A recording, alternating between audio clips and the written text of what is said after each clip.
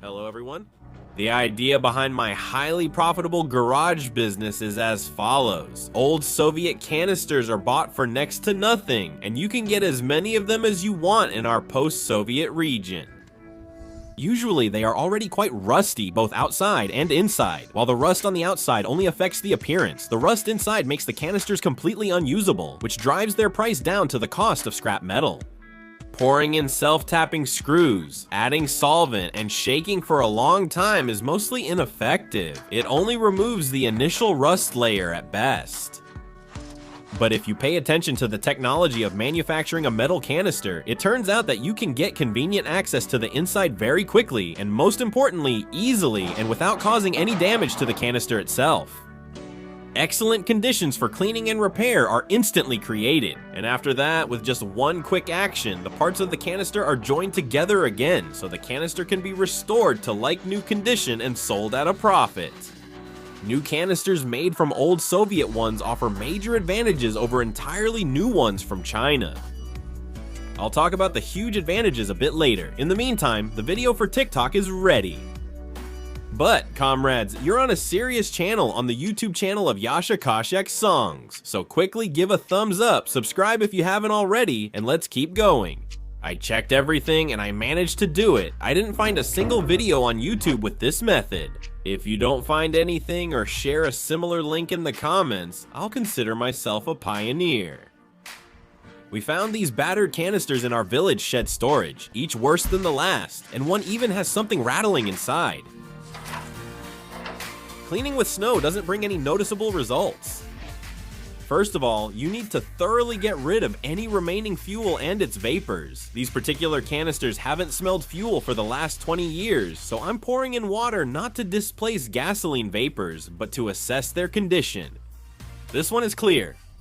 There's a hole on the side, but the bottom looks fine, so it's probably from being punctured, not rust, and fixing it shouldn't be hard. There's quite a lot of gunk inside. The next canister appears fully sealed. Let's get back to the advantages of the new canisters and the old Soviet ones. First, the Soviet canisters were made from thicker and higher quality steel than the modern ones. Second, a metal canister, if used properly, can last almost forever. Metal is not plastic. Poor quality modern plastic degrades in the sun in just a couple of years. Third, steel canisters do not accumulate static electricity like plastic ones that are not specifically made for fuel. Static electricity can lead to an explosion or fire.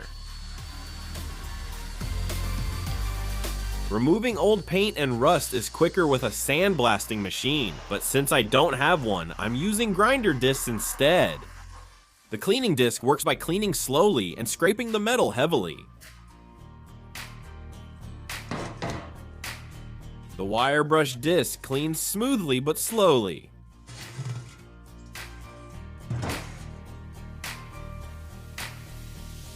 The flap disc clogs fast, and before that, it scrapes heavily and overheats the metal. And this is the result of the so-called coral disc.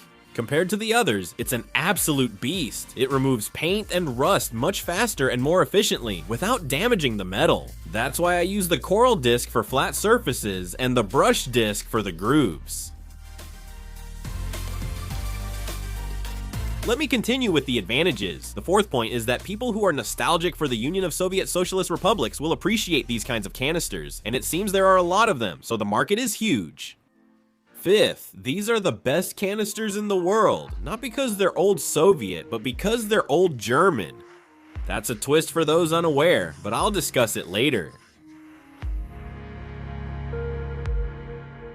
A Soviet Gosударственный standard 20-liter canister looks pretty good on the outside after cleaning, but I'm more interested in what's inside. Let me remind you, if repairing a container that held fuel, such as gas tanks, barrels, cylinders, or canisters, fully remove all fuel and vapors first, or you could be in serious trouble. For example, explosions of fuel tanks being repaired at motor depots are not uncommon. Carefully removing the handle without damaging the canister is not difficult. But why do we remember exactly these kinds of canisters from childhood and saw them in war movies? And you can still find the same ones on store shelves today alongside plastic ones. This canister is perfect. It's engineering excellence embodied. It has 3 handles. When full, people use the center handle. 2 or 3 empty canisters can be carried in one hand by the outer handles. Or, if someone is very strong, they might carry 2 full ones in one hand. These canisters are convenient to pass along a chain. The cap with a lever lock, unlike a screw cap, is quicker to use. The gasket for sealing doesn't fall out, and even if it's slightly damaged, there are no leaks. The canister was invented by the Germans during a secret project commissioned by Hitler around 1937. The canister can be carried by 2 people using the outer handles. The welded seam that joins the 2 stamped halves of the canister is recessed, meaning it doesn't stick out and can't damage other canisters. I'll take care of it now.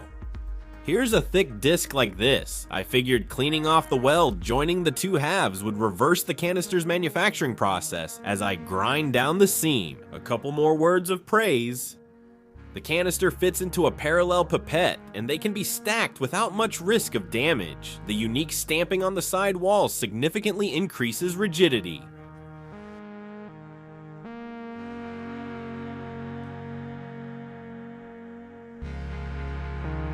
I'm sure it's possible to make a device that will open these canisters faster than opening a can of food, for example, using an old grinder.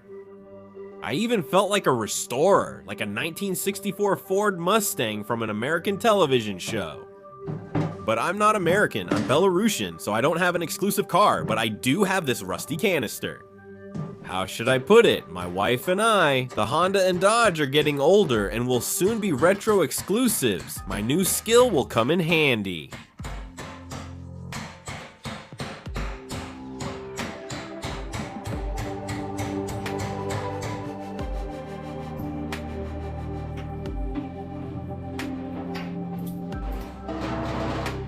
Looking inside, it became clear there was a lot of gunk, but the metal was actually in pretty good shape. Soviet jerry cans were painted on the inside, and at the bottom that's not layers of rust, but old paint peeling off. Jerry cans have an air pocket at the top, so when full, they float and don't sink. This air pocket also compensates for liquid volume changes due to temperature. The siphon tube equalizes pressure when opening to prevent spills, and also speeds up emptying the jerry can. Only after using abrasives on the inner surfaces did I discover Soviet jerry cans were coated inside with red lead, a durable paint. I hope it wasn't lead-based, since I forgot my respirator and the paint remains inside. That's both good and bad. It's good when it's new, but when it gets old, it starts to peel off. That's why my dad still has a homemade funnel soldered from tin with a very, very fine mesh. I checked inside modern canisters. Should you paint the bare metal inside? I'm still undecided. It's impossible to clean all the gunk without opening them. A sandblaster will greatly speed things up. Besides cleaning, if necessary, now you can easily do any repairs. You could even make 2 post-apocalyptic sinks. During production, these canisters are welded by professional welders with extensive experience. The metal is thin, and my basic village-level welding skills aren't enough for this seam. Time and money matter, and I can't learn to weld thin metal right now. I hope I'll be able to do it with this thing right away. Footage of my first time using a semi-automatic welding machine. Everything was quick and rough since I only skimmed the manual before starting. I've started welding in business multiple times, and some attempts were even successful. I shared some of them with you on the YouTube channel of Yasha Kosyak's songs. Now, gas station networks have developed well, but in our not-so-wealthy post-Soviet region, gas cans are still very relevant. Quite often, there's an opportunity to get fuel at a very good discount. Sometimes a comrade sergeant, a helpful tractor driver, combine operator, or trucker will assist, and when the good stuff doesn't fit in the tank, you'll need extra storage.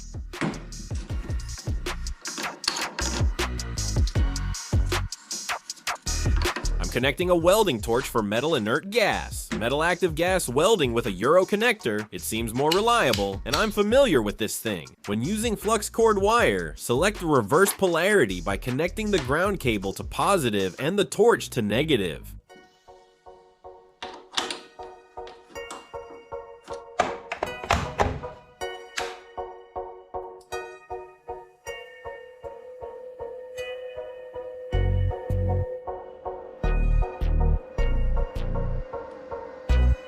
I'm choosing synergic metal inert gas synergic mode.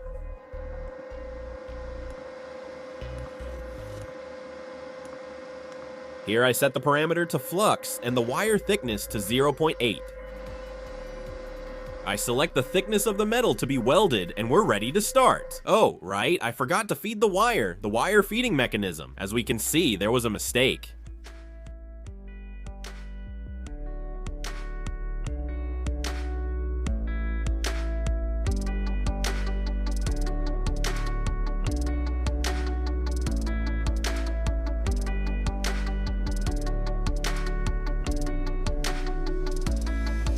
It immediately reminded me of my childhood, my first cast with a spinning rod and a bait casting reel, and the tangled mess of fishing line. I messed up a bit, but that's what experience is for, the son of difficult mistakes. So live and learn. I managed to handle this task.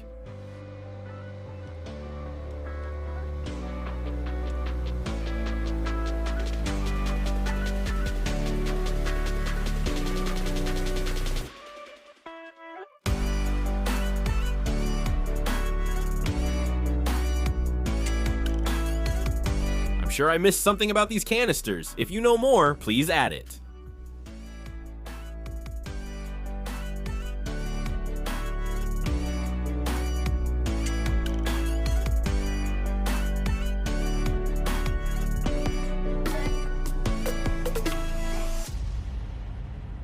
I practiced a bit, once again realized that it's not gods who make pots, and it looks like I'm ready to work.